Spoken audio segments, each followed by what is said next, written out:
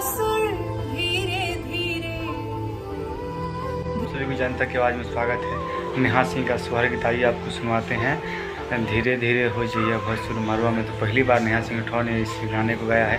तो आइए आप सभी दोस्तों को सुनवाते हैं। अगर वीडियो अच्छा लगे तो मेरे चैनल को लाइक और सब्सक्राइब जरूर कीजिएगा। चलिए फिर गाना को सुनते हैं। धीरे धीरे हो भसुर धीरे धीरे हमरा मड़वा में अइहा भसुर धीरे धीरे हमरा मड़वा में अइहा भसुर धीरे धीरे।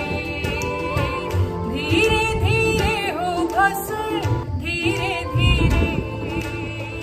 धीरे धीरे हो भसुर धीरे धीरे हमरा मड़वा में अइहा भसुर धीरे धीरे।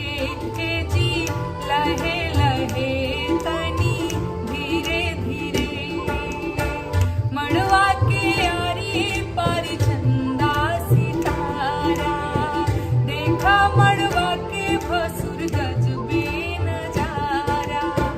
मड़वा के यारी पर चंदा सितारा देखा मड़वा के भसुर गजबे नजारा। बच के